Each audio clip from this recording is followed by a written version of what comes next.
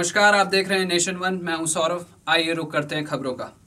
गुजरात के नर्मदा जिले में 25वां आदिवासी सांकेतिक एकता अंतर्राष्ट्रीय सम्मेलन का जोरदार शुभारंभ हुआ। इसमें देश भर के लगभग सभी राज्यों से कलाकार, लेखक और कार्यकर्ता शामिल हो रहे हैं।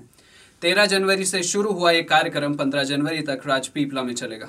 कार्यक्रम की शुरुआत विभिन्न राज्यों से आई आदिवासी महिलाओं के सम्मेलन से हुई, जिसमें उन्होंने नारी के अधिकारों से लेकर उन पर हो रहे अत्याचारों को लेकर चर्चा की।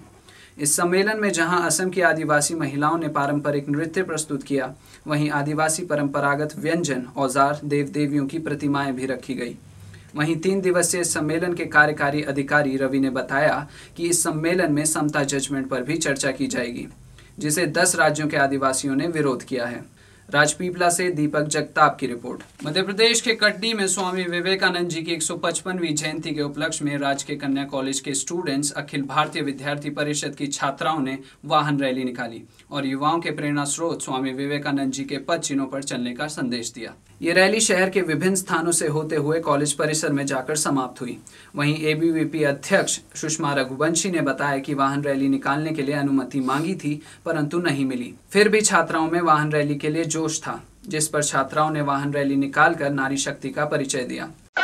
युवा दिवस के उपलक्ष्य में, स्वामी विवेकानंद जयंती के उपलक्ष्य में हमने महिला सशक्तिकरण की रैली रखी, जिसमें सभी कॉलेज की छात्राएं उपस्थित रही। सैकड़ों छात्राएं हमारे साथ मौजूद थी। जैसा आपने देखा, हमने 2 दिन पहले लेटर भिजवाया था, लेकिन हमको कोई परमिशन नहीं मिली थी। हमने परमिशन ना होने के बावजूद भी रैली निकलवाई।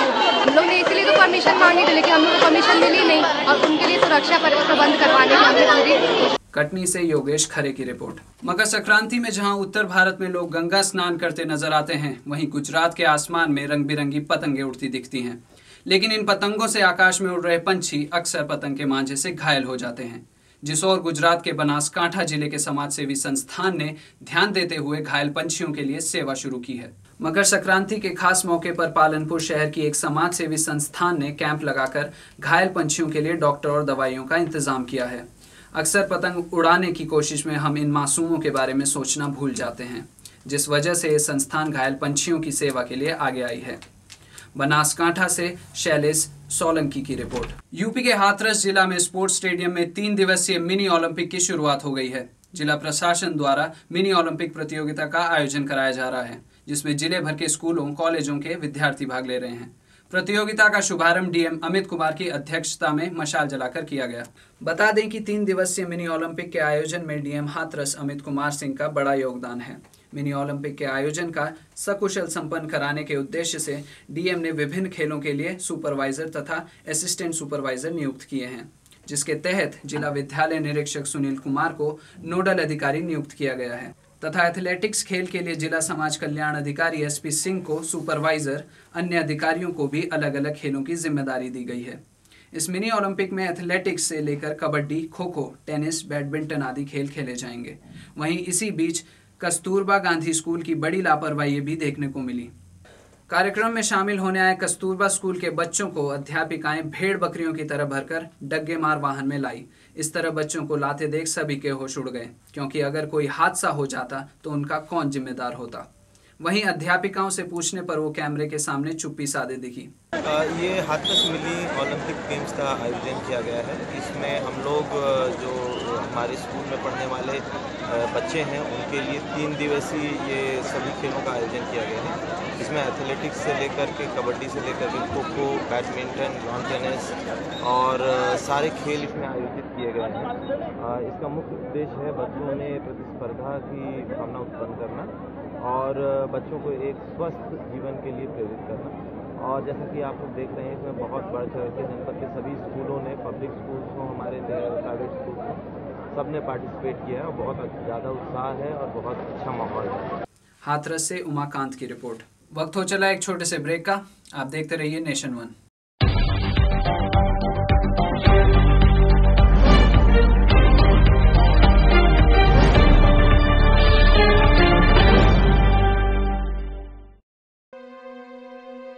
सुबह की शुरुआत,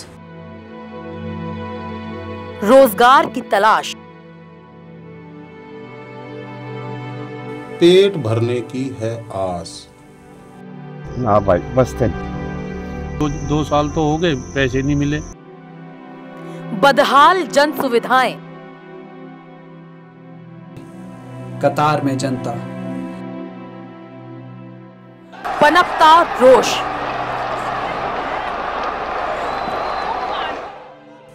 कहाँ हैं जनप्रतिनिधि?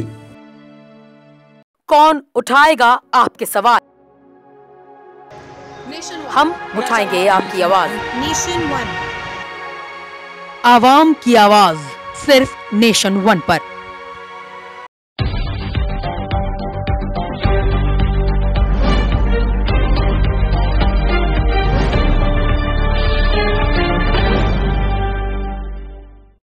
ब्रेक के बाद आपका एक बार फिर से स्वागत है। आइए बढ़ते हैं अन्य खबरों की ओर। मरहम लगा सको तो किसी गरीब के जख्मों पर लगा देना।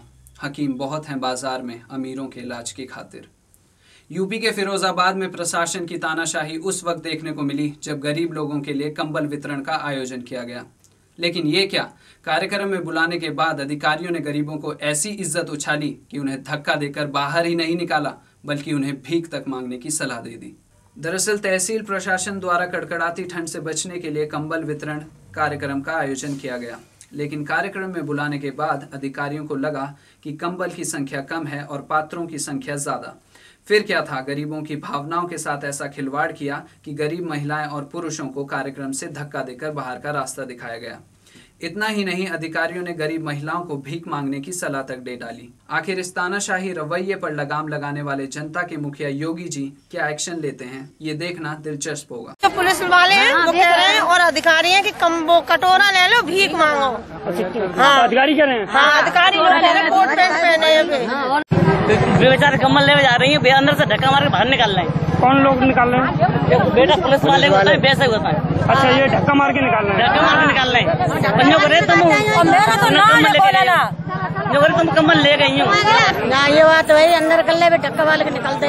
काय के लिए यहाँ पे बुलाया गया? कम्बल के लिए। किन लोगों ने बुलाया था? फिर निकाल दिया। फिर कम्बल मिला है आपको? नहीं तो ये खड़े हैं कम्बल लेने के लिए आए हैं। क्या किया इन लोगों ने? लेके जगह कटोरा लेके भीख मांगो। आपको हाँ, भगा रहे हैं, धक्का मार के भगा रहे हैं। अभी क्या कह रहे हैं लोग? जी कह रहे कटोरा लेकर भीख मांगो, यहाँ से निकलो निकलो बाहर निकलो। पहले आपको बुलाया? हाँ, पहले बुलाया तहसील पे, कम्बल बट रहा है गरीबों के लिए। अब कम्बल दे नहीं रहे हैं, भागो यहाँ से। कौन भगा रहा है? SDM साहब भगा रहे हैं? यही भगा रहे हैं यहाँ के अधिकारी लोग। वो जो है उस पे वो गेट पे उन्होंने हमारे गार्ड लगे थे जबरदस्ती, जो अपात्र थे और उनको हमने बुलाया नहीं था, वो लोग धक्का मार के अंदर आ गई थी तो उनको बाहर कर दिया गया। किसी से कोई अभद्रता या इस तरह कोई बात नहीं। फिरोजाबाद से हिमांशु दीक्षित की रिपोर्ट। प्रकृति की देन कोहरे का उपाय तो इतना आसान नहीं है, लेकिन तेज रफ्तार पर तो प्रशासन और शासन द्वारा नियंत्रित किया ही जा सकता है। जी हाँ, यूपी के हरदोई में एक बार फिर बरसा तेज रफ्तार का कहर, जहां कोहरे में ट्रैक्टर और ट्रॉली की भिड़ंत से 3 लोगों की मौत हो गई। इस हादसे के बाद मौके पर पहुंची पुलिस ने ट्रक चालक को गिरफ्तार कर लिया है। वहीं हादसे में घायल एक युवक की हालत गंभीर बताई जा रही है। वहीं बताया जा रहा है कि यह हादसा तेज रफ्तार के चलते हुआ है। अरे मौत तो 3 लोगों की हुई है। ये लकड़ी उतारने चादर फैक्ट्री आए थे, यहाँ से वापस संडीला की तरफ जा रहे थे। उधर से जब ट्रैक्टर जो है रोड पे चढ़ा, तब तक उधर से लखनऊ की तरफ से ट्रक आया और ट्रक ने ओवरटेक किया। ट्रैक्टर में ठोकर लग गई। ठोकर लगने से वहाँ पे 3 लोगों की मौत वही घटनास्थल पर मौके पर हो गई। उसके बाद 1 लोगों को संडीला भेज दिया गया है अस्पताल के लिए। हरदोई से आशीष कुमार की रिपोर्ट। पश्चिम बंगाल के हुगली के आरामबाग बस स्टैंड पर तृणमूल नेता के अभद्र आचरण पर भड़की एक महिला ने उसकी सरेआम पिटाई कर डाली। बताया जा रहा है कि यह विवाद उस वक्त हुआ जब महिला एक टोटो पर सवार होकर जा रही थी और बाइक पर सवार तृणमूल नेता ने बगल से निकलने के लिए टोटो चालक से रास्ता मांगा। बस इसी बात पर दोनों में कहासुनी हो गई, जिसके बाद नेता के अभद्र भाषा पर भड़की महिला ने वहीं उसकी पिटाई कर दी, जिसके बाद स्थानीय लोगों ने वक्त रहते मामला सुलझा दिया। हुगली से जय चौधरी की रिपोर्ट। किसी ने कभी सिखाया था कि पढ़ोगे लिखोगे तो बनोगे नवाब, मगर बेरोजगारी का मातम इस कदर युवाओं को घेरे हुए है कि अब पढ़े लिखे युवा अब मजबूरन जुर्म की दुनिया में जा रहे हैं। यूपी के उन्नाव में पुलिस ने ऐसे ही 5 पढ़े लिखे आरोपियों को गिरफ्तार किया। पुलिस के हत्थे चढ़े ये 5 आरोपी अच्छे परिवारों से हैं। सभी आरोपी अलग अलग राज्य के हैं और पढ़े लिखे हैं, जिसमें पंजाब का गुरमिंदर बीटेक होल्डर है तो हैदराबाद का दानिश CA की पढ़ाई कर रहा है। हैरानी तो तब हुई जब इन्होंने बताया कि बेरोजगारी के चलते ये ATM और ज्वेलरी शॉप लूटने जैसी वारदात को अंजाम देते थे। पुलिस को इनके पास से 3 असला, 2 कारतूस, 5 ATM कार्ड के साथ कई सामान बरामद हुआ है। देखिए, कल रात में जो हमारी रेगुलर गश्त होती है उस गश्त के दौरान जो है काशीराम कॉलोनी चौकी इंचार्ज गश्त पे थे और उन्होंने कुछ 5 युवकों को एक साथ आता हुआ देखा और संदिग्ध प्रतीत हुआ तो उन्होंने एक सिपाही और एक होमगार्ड के माध्यम से उनको रोका। रोकने के बाद जो है जब इन्होंने उनको रोक के तलाशी ली तो तलाशी के दौरान उनके 2 बैग, उनके बैगों में 2 बड़े स्क्रू ड्राइवर और बांधने के लिए टेप, रस्सी इत्यादि सामान मिला। तो शक कोतवाली ले आके पूछताछ की गई। लोगों ने काफी बड़ा खुलासा किया। इन लोगों ने बताया कि इनमें से एक लड़का विश्वजय जो कि केरला का रहने वाला है और दूसरा जो कि पंजाब का निवासी है, एक लड़का दानिश जो कि हैदराबाद से बिलोंग करता है और एक उन्नाव का लड़का और एक मिर्जापुर में अदलहाट, आपस में से एक दूसरे से जुड़ते हैं और में आते हैं और बारी से शांत थे। इन लोगों के ऊपर कर्जे थे। यह इसी के कारण एक दूसरे से बातचीत करते हैं, जिसमें उन्नाव से जो बिलोंग कर रहा है लड़के ने बताया कि लोग एक ATM लूटने का या ज्वेलरी शॉप लूट कर सकते, उसी तहत ये लोग और इन्होंने बाकायदा करके प्लान बनाया और ये लोग लूट करने के लिए जा रहे थे, जिसमें चौकी इंचार्ज की बहादुरी और तत्परता के कारण ये लोग पकड़े गए। उन्नाव से पंकज सिंह की रिपोर्ट। मेरे साथ खबरों में फिलहाल इतना ही। देश दुनिया की तमाम खबरों के लिए आप देखते रहिए नेशन 1।